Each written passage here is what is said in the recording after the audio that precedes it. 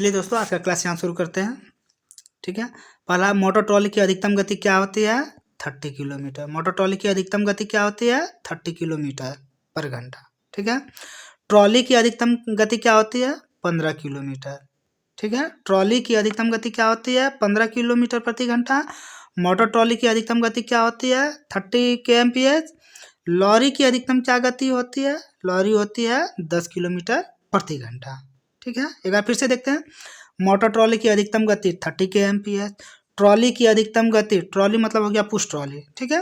Trolley की अधिकतम गति 15 kmph। लॉरी की अधिकतम गति 10 kmph। आगे चलते हैं। एनएफ रेलवे में पैसेंजर ट्रेन की अधिकतम गति क्या होगी? 110 किलोमीटर। ठीक है। एनएफ रेलवे में पैसेंजर ट्रेन की अधिकतम गति क्या है? 110 किलोमीटर प्रति घंटा।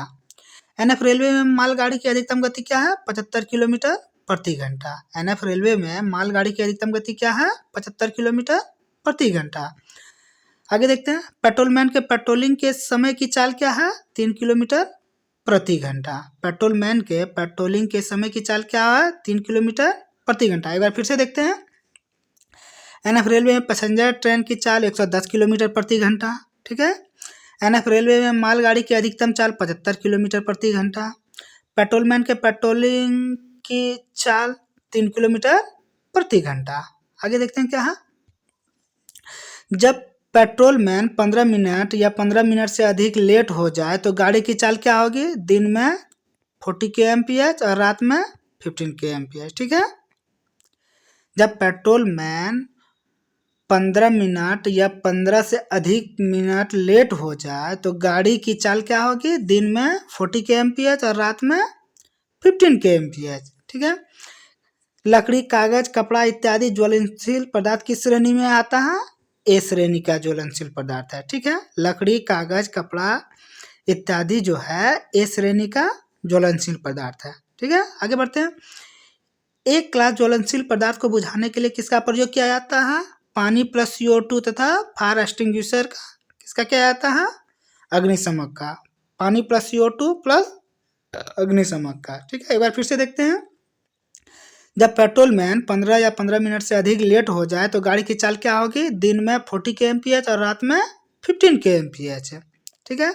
लकड़ी, कागज, कपड़ा इत्यादि जो है ये एक क्लास ज्वलनशील पदार्थ है और एक क्लास ज्वलनशील पदार्थ को बुझाने के लिए किस चीज का प्रयोग किया जाता है? पानी प्लस CO2 तथा अग्निशमक का प्रयोग किया जाता है। आगे चलते हैं। डीजल, पेट्रोल तथा केरोसिन ऑयल किस श्रेणी में आता है? बी श्रेणी में। डीजल, पेट्रोल तथा केरोसिन किस श्रेणी में आता है? बी श्रेणी में आता है। डीजल, पेट्रोल तथा केरोसिन ऑयल को बुझाने के लिए किस चीज का प्रयोग किया जाता है? फोम, DCP, CO2 तथा फायर एक्सटिंग्विशर। ठीक है।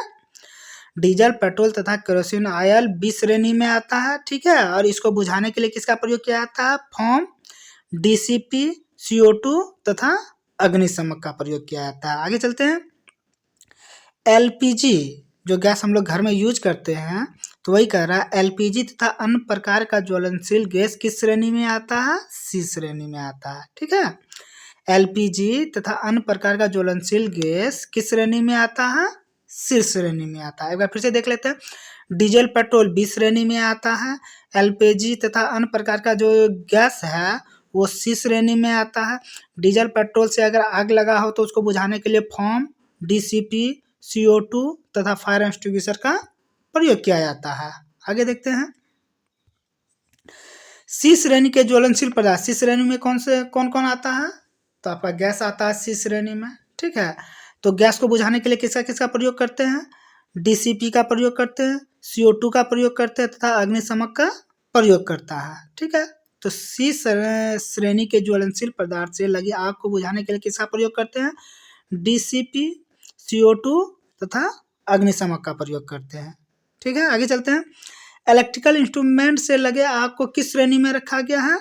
ई श्रेणी में। इलेक्ट्रिकल इंस्ट्रूमेंट से लगे आग को किस श्रेणी में रखा गया है? ई श्रेणी में रखा गया है। आगे चलते हैं। देखिए यहाँ सबको मतलब एक जगह हम इकट्ठा कर दिए हैं। ठीक है। जिससे कि याद करने में सुविधा हो। तो यहाँ कह रहा है कागज, लकड़ी, कागज, कपड़ा किस में आता है?